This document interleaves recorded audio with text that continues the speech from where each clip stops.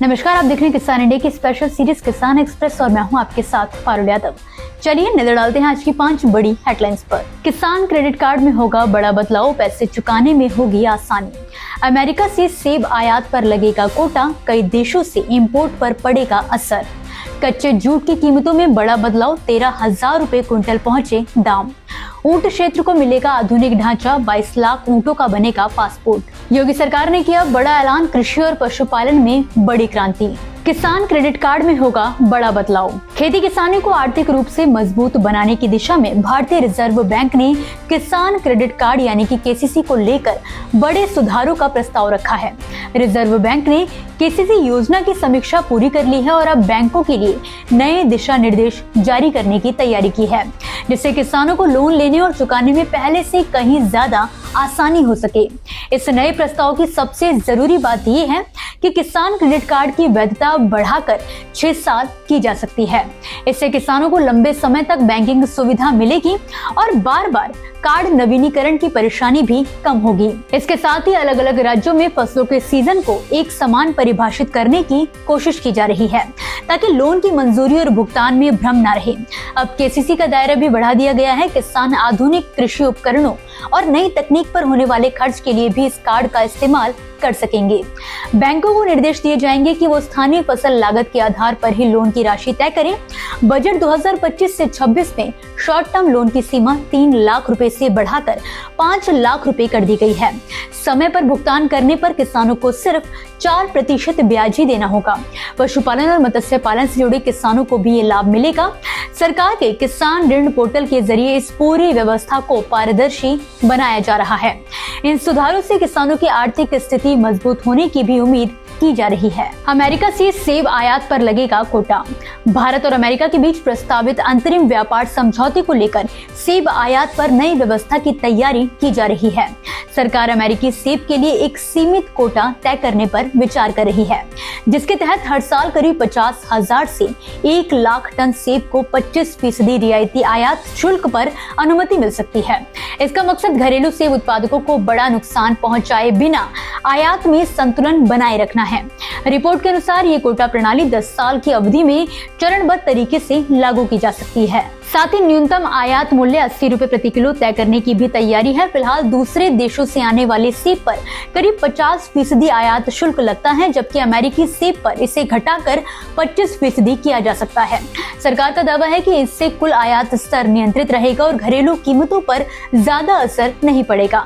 वाणिज्य मंत्री पीयूष गोयल ने कहा कि घरेलू सेब किसानों के हितों की रक्षा सरकार की प्राथमिकता है।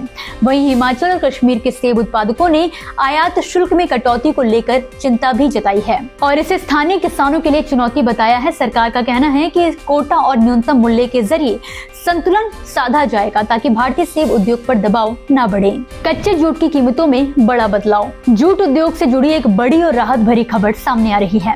कच्चे जूट की गंभीर किल्लत से जूझ रहे जूट उद्योग को जल्द राहत मिलने की उम्मीद जताई जा रही है। इंडियन जूट मिल्स एसोसिएशन के प्रतिनिधि मंडल ने केंद्रीय कपड़ा मंत्री गिरिराज सिंह से मुलाकात की, जिसके बाद संकेत मिले हैं कि सरकार इस संकट के समाधान के लिए ठोस और समयबद्ध कदम उठाने पर गंभीरता से विचार कर रही है।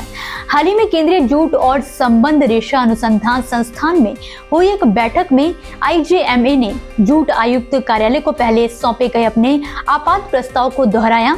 एसोसिएशन का कहना है कि फसल पर्याप्त होने के बावजूद भी 25 से 30 लाख गांठ कच्चा जूट व्यापारियों और बिचौलियों के पास रोका गया है, जिससे बाजार में कृत्रिम कमी बनी हुई है। इस जमाखोरी के चलते कच्चे जूट की कीमतें बढ़ाकर 13,000 रुपए प्रति क्विंटल तक पहुंच गई हैं। कई जूट मिलों को उत्पादन बंद करना पड़ा और करीब 1 लाख श्रमिकों की रोजी रोटी पर संकट खड़ा हो गया। आईजीएमए ने सरकार से मांग की है कि 31 मार्च तक व्यापारियों के लिए कच्चे जूट की स्टॉक सीमा 0 की जाए और उपलब्ध जूट को मिलों या जूट कॉर्पोरेशन ऑफ इंडिया को दिया जाए। एसोसिएशन का ये साफ कहना है कि मंत्रालय सट्टेबाजों पर सख्त कार्रवाई की तैयारी में है और जल्द ही ठोस फैसलों की जानकारी भी दी जाएगी, ताकि आने वाले सत्र में जूट बैग की निर्बाध आपूर्ति सुनिश्चित की जा सके। 22 लाख ऊंटों का बनेगा पासपोर्ट। सऊदी अरब से जुड़ी एक दिलचस्प और अहम खबर सामने आई है। सऊदी अरब ने ऊंटों से जुड़े पारंपरिक लेकिन महत्वपूर्ण क्षेत्र को आधुनिक बनाने की दिशा में बड़ा कदम उठाया है। अब देश में ऊंटों को भी आधिकारिक कैमल पासपोर्ट जारी किया जाएगा।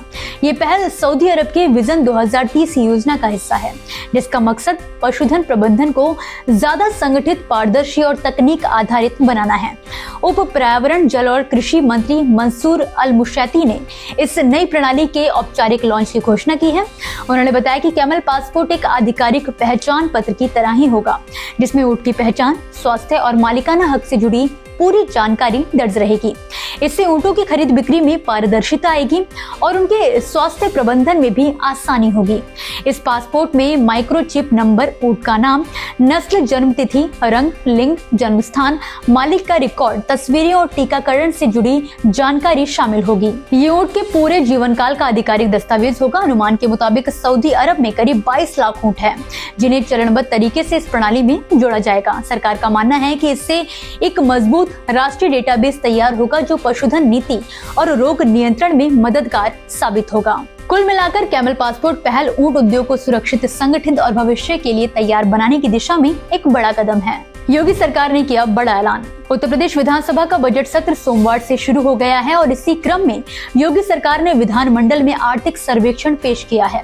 इस आर्थिक सर्वेक्षण में सरकार ने साफ तौर पर प्रदेश के विकास में कृषि और किसानों को प्राथमिकता देने की बात कही है। कम लागत और अधिक उत्पादन के जरिए अन्नदाता किसानों को समृद्ध करने पर विशेष फोकस किया गया है। आर्थिक सर्वेक्षण के मुताबिक वर्ष 2017 से 18 के मुकाबले 2024 से 25 में कृषि और संबंध क्षेत्रों का अर्थव्यवस्था में योगदान 24% से 24.9% हो गया है। खाद्यान्न उत्पादन के मामले में उत्तर प्रदेश 737.4 लाख मीट्रिक टन के साथ देश का अग्रणी राज्य बना हुआ है। इस दौरान कुल खाद्यान्न उत्पादन में 28.5% और उत्पादकता में 11.8% की बढ़ोतरी दर्ज की गई है। फसलों का प्रति हेक्टेयर सकल मूल्यवर्धन भी 2017 से 18 में 0.98 लाख रुपए से बढ़ाकर 2024 से 25 में 1.73 लाख रुपए प्रति हेक्टेयर हो गया है। धान और गेहूं दोनों के क्षेत्रफल, उत्पादन और उत्पादकता में उल्लेखनीय वृद्धि भी हुई है। सरकारी नीतियां जैसे कि दलहन तिलहन मिशन, बागवानी विकास कार्यक्रम, एमएसपी और सूक्ष्म सिंचाई योजनाओं के फसल विविधीकरण को भी बढ़ावा मिला है। दलहन और तिलहन के क्षेत्रफल में रिकॉर्ड बढ़ोतरी के साथ उत्तर प्रदेश की कृषि सफलता की कहानी आर्थिक सर्वेक्षण में सामने आई है। इसी के साथ फिलहाल के लिए किसान एक्सप्रेस की 5 बड़ी खबरों में बस इतना ही। आप मुझे दीजिए इजाजत और देखते रहिए किसान इंडिया। धन्यवाद। अगला स्टेशन आपकी मनचाही मंजिल खुशहाली है। खुशहाली के दरवाजे चारों ओर से खुले रहेंगे। किसान इंडिया के साथ यात्रा करने के लिए आपका धन्यवाद।